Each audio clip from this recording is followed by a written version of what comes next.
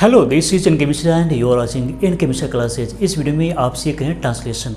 हिंदी से अंग्रेजी में ट्रांसलेशन सीखेंगे और भी बिल्कुल आसान तरीके से, जो आपको बिल्कुल समझ में आ जाएगा। तो आज सीखना क्या है, जैसे चूँकि मैं यहाँ हूँ या फिर गरीबी को देखते हुए सच बोलने के लिए।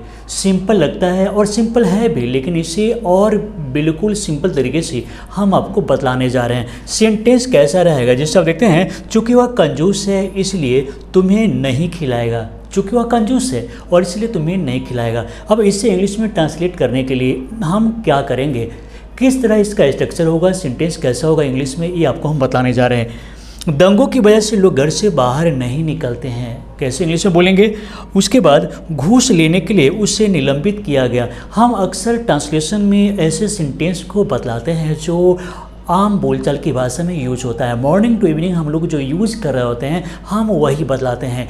तो इसलिए इस वीडियो को अंत तक देखेंगे और 3 रूल है, टोटल 3 रूल्स है और इसे हम आपको बतलाने जा रहे हैं। तो चलिए एक एक करके देख लेते हैं, लेकिन आगे बढ़ने से पहले आप इस वीडियो को लाइक कर लीजिए। अगर पहली बार इस चैनल पर आए हैं तो इस चैनल को सब्सक्राइब कर लीजिए और बेल आइकन जरूर दबाइए। तो चलिए शुरू करते हैं। तो जो सबसे पहला रूल है, इसमें सीन्स के जरिए हम बनाने जा रहे हैं। सीन्स के जरिए हम इस सेंटेंस को ट्रांसलेट करेंगे इंग्लिश में। जैसे आप देख रहे हैं कि चूँकि मैं यहाँ हूँ इसलिए वह शांत बैठा हुआ है।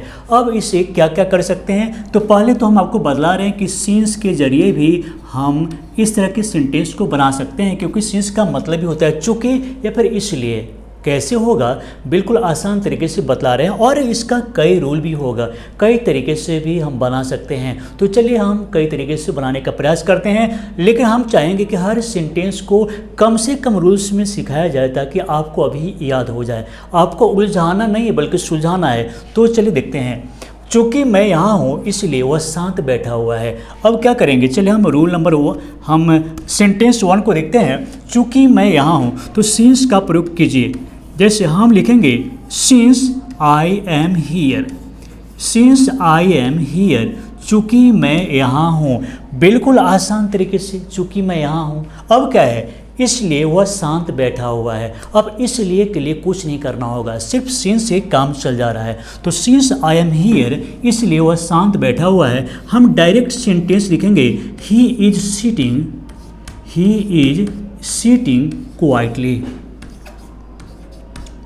ही इज सीटिंग क्वाइटली, वह शांत बैठा हुआ है। बिल्कुल सिंपल है। तो सिंस का प्रयोग एक ही जगह करना है और दूसरे जो है वो सेंटेंस को लिख देंगे। उसके बाद है, चूँकि वह गरीब है इसलिए कार नहीं खरीद सकता। चलिए इसे भी आसान तरीके से देखते हैं। हम यहाँ पर चाहें तो नाउ डैट का प्रयोग भी कर सकते हैं। नाउ डैट, चूँकि वह गरीब है, he is poor. Now that he is poor, फिर कॉमा लिखेंगे। कार नहीं खरीद सकता है, कौन कार नहीं खरीदेगा। इस सेंटेंस में जिसके बारे में चर्चा हो रही है वही गरीब है, वह कार नहीं खरीद सकता है। तो ही यहाँ पर जो है इससे हम लिखेंगे, he can not buy a car. He can't buy a car. बिल्कुल सिंपल तरीके से है। हम यहाँ पर सिंस का या फिर नाउ डैट का प्रयोग करके हम पूरे सेंटेंस को बना सकते हैं। हम देख लेते हैं। और चूँकि तुम बच्चा हो इसलिए फिल्म तुम्हें नहीं देखना चाहिए। चूँकि तुम बच्चा हो इसलिए फिल्म नहीं देखना चाहिए। कैसे, हम चले फिर सिंस का प्रयोग करते हैं। Since you are child. Since you are child, चूँकि तुम बच्चा हो। हम चाहें तो ये भी लिख सकते हैं, जैसे since you are a child. Since you are a child, इसलिए फिल्म देखना नहीं चाहिए। तो क्या करेंगे, हम यू लिखेंगे, you should not watch the movie.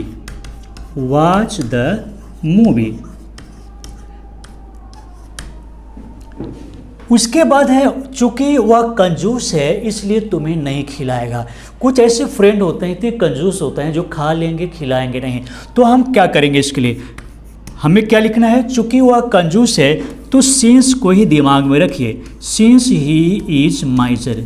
Since he is a माइजर, चूँकि वह कंजूस है और इसलिए तुम्हें नहीं खिलाएगा। कौन नहीं खिलाएगा, ही। तो हम लिखेंगे यहाँ पर, ही will not feed you, will not feed you, he will not feed you, वह तुम्हें नहीं खिलाएगा। सिंपल है। उसके बाद फिर हम आगे और चलते हैं आसान तरीके से। चूँकि मैं कमज़ोर हूँ इसलिए तुमसे नहीं लड़ सकता, चूँकि मैं कमज़ोर हूँ इसलिए तुमसे नहीं लड़ सकता। तो चलिए सिंस बिल्कुल जुबान पर, किसी एक रूल को अगर आप जुबान पर रखते हैं तो आसान हो जाता है। चूँकि मैं कमज़ोर हूँ तो since I am weak, weak adjective है इसलिए इसमें एक का कोई ज़रूरी नहीं। तो सिंस आई एम वीक और इसलिए तुमसे नहीं लड़ सकता, तो हम लिखेंगे I can't fight with you, है ना, इसलिए तुमसे नहीं लड़ सकता तो I can't fight with you ऐसे लिख सकते हैं। सिंपल तरीके से हम तोड़ करके आसान तरीके से किसी बड़े सेंटेंस को इंग्लिश में बोल सकते हैं, ट्रांसलेट कर सकते हैं। तो चलिए इसके आगे हम देख लेते हैं। तो यहाँ पर क्या है, यहाँ पर देखेंगे मेरी गरीबी को देखते हुए उसने मुझे 200 रुपये दिए। अब यहाँ पर दो तरीके से हम बनाने जा रहे हैं। यहाँ कुछ बात को ध्यान में रखना है, इसमें हम वजह की बात बताते हैं, वजह यानी कि कारण के बारे में चर्चा करते हैं। और यहाँ पर जब भी रहे को देखते हुए, जब भी हम बात करते हैं कि को देखते हुए, तो उस कंडीशन में इन व्यू ऑफ का यूज़ करेंगे। कैसे, तो मेरी गरीबी को देखते हुए उसने मुझे 200 रुपये दिए। तो पहले हम इसे कर लेते, बना लेते हैं कि उसने मुझे 200 रुपये दिए। तो हम लिखेंगे he gave me ₹200, he gave me ₹200। और गरीबी को देखते हुए, है ना, मेरी गरीबी को देखते हुए तो हम लिखेंगे इन व्यू ऑफ माई पोवर्टी। अब क्या है कि गरीब पुअर मिस होता है गरीब, और पोवर्टी मिस गरीबी, इसको याद रखेंगे। उसके बाद फिर हम दूसरा में देखेंगे, यहाँ पर बीमारी के चलते वह चल नहीं पाता। मान लीजिए कोई व्यक्ति बीमार है तो चलने में असमर्थ है, तो उस कंडीशन में क्या करेंगे, चलिए लिखते हैं। अब बीमारी के चलते वह चल नहीं पाता है, हम लिखेंगे he is not able to walk, he is not able to walk. और यहाँ पर हम चाहें तो अनेबल का प्रयोग भी कर सकते हैं, he is unable to walk ऐसे भी बोल सकते हैं। तो he is not able to walk किसके कारण, बीमारी के वजह से वह चल नहीं पाता है। तो चलिए हम कैसे लिखेंगे, हम लिखते हैं he is not able to walk और यहाँ पर ड्यू टू का प्रयोग करेंगे, ड्यू टू इलनेस। जब भी कोई वजह की बात अगर बताना हो तो हम ड्यू टू कर सकते हैं, ओइंग टू कर सकते हैं, ऑन अकाउंट ऑफ कर सकते हैं। अगर हम चाहें तो इन व्यू ऑफ का भी प्रयोग कर देंगे। चलिए, लेकिन वजह की बात है, कारण बता रहा है, तो इसलिए ड्यू टू ज़्यादा अच्छा होगा, ओइंग टू भी अच्छा होगा, ऑन अकाउंट ऑफ का भी प्रयोग कर सकते हैं। दंगों की वजह से लोग घर से नहीं निकलते हैं, तो चलिए हम लिखते हैं people do not go out of their houses लिखेंगे, ऑफ देयर हाउसेज। और किस कारण से, दंगों के कारण से, तो हम लिखेंगे ड्यू टू राइट्स। दंगों के कारण क्या है कि लोग अपने घर से बाहर नहीं निकलते हैं। उसके बाद देखेंगे वर्षा के चलते वह कहीं नहीं जाता है। कुछ लोग होते हैं जैसे सवेरे देखते हैं कि आसमान में बादल छाया हुआ है, अब लगता है कि बारिश होगी, अब वो बाहर निकलते ही नहीं, लगता है कि बारिश होगी तो अब जाने से कोई फ़ायदा नहीं। लेकिन जो कर्मठ है, मेहनती हैं, वर्षा बुननी, धूप हो जैसे ठंडा हो जैसा भी हो, घर से बाहर जरूर निकलते हैं। तो चलिए वर्षा के चलते वह कहीं नहीं जाता है, क्या करेंगे, वह कहीं नहीं जाता है। तो हम आसान तरीके से लिखेंगे he goes nowhere, he goes nowhere, या दूसरे तरीके से भी लिख सकते हैं कि he does not go anywhere. उसके बाद क्या है कि वर्षा के चलते, तो हम लिखेंगे due to rain, due to rain माने वर्षा के चलते वो कहीं नहीं जाता है। चलिए फिर से देखते हैं, कीचड़ की वजह से मेरे कपड़े गंदे हो गए, कीचड़ की वजह से मेरे कपड़े गंदे हो गए, भाई क्या करें। तो चलिए मेरे कपड़े गंदे हो गए, मेरे कपड़े, तो माई क्लोथ्स गॉट डर्टी, और कैसे हो गए, माई क्लोथ्स गॉट डर्टी, कारण क्या था, तो कीचड़ की वजह से।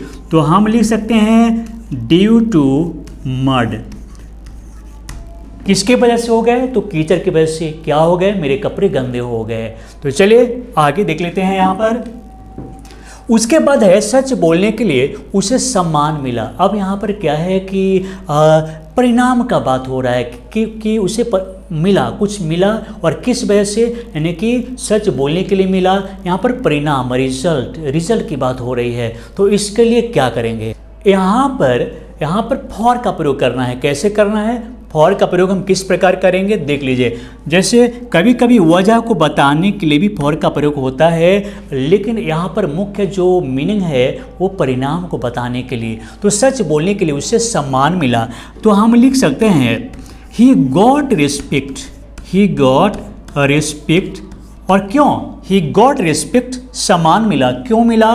तो सच बोलने के लिए, for speaking the truth. For speaking the truth. और टेलिंग द ट्रूथ नहीं बोलेंगे, इसको ध्यान में रखेंगे। तो ये गॉट रिस्पेक्ट, उसे सम्मान मिला। कैसे? क्यों? For speaking the truth. फिर दूसरा देखते हैं, गाना गाने के लिए उसे पुरस्कार मिला। यहाँ पर भी परिणाम, मेहनत किया, गाना गाया वो, तो उसे क्या मिला? पुरस्कार मिला। तो हम क्या करेंगे? He got award. He got award, उसे पुरस्कार मिला। और परिणाम की बात यहाँ पर किस लिए क्या किया था? तो उसे पुरस्कार मिला। क्या किया? गाना गाया। He got award for singing songs.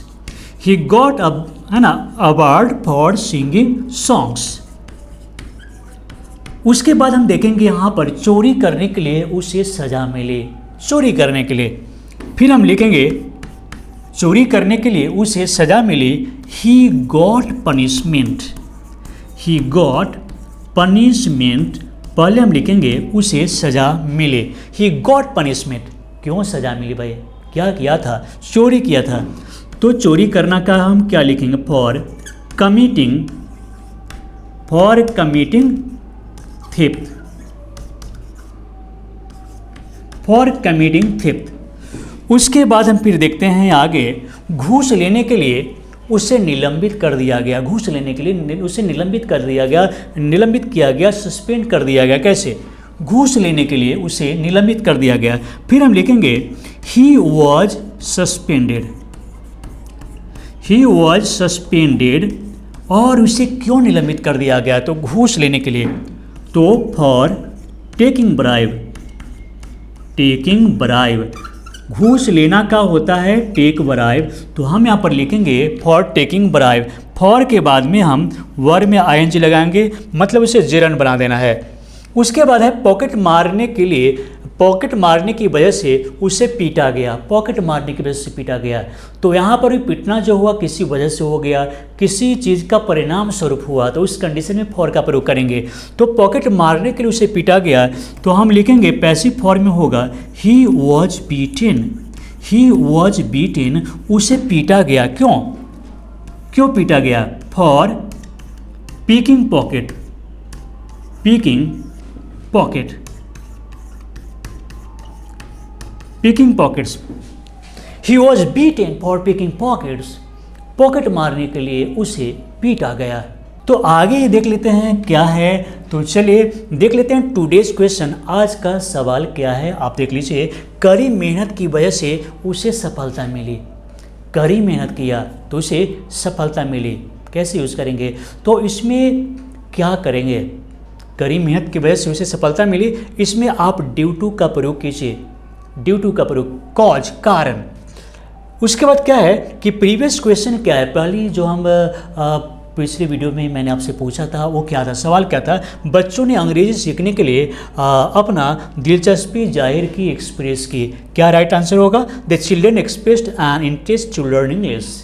बच्चों ने अंग्रेजी सीखने के लिए अपनी दिलचस्पी को जाहिर की, अपनी रुचि को प्रकट किया। तो हम इस तरह से सेंटेंस बनाएंगे और आप लोग का आंसर सही था, आप लोगों ने सही जवाब दिया था। तो इसी तरीके से जब भी हम क्वेश्चन करते हैं तो आप ज़रूर जवाब दीजिए। इससे क्या है कि आपका अटेंडेंस भी बन जाता है, हमें पता चलता है कि आप आए थे, आपने वीडियो देखा, आपने सीखा, आप रेगुलर हैं। रेगुलरिटीज़ को बनाए रखिए, हमेशा बने रहिए मेरे साथ। तो चलिए दोस्तों, इस वीडियो को देखने के लिए, लाइक करने के लिए और शेयर करने के लिए आप सभी को बहुत बहुत धन्यवाद।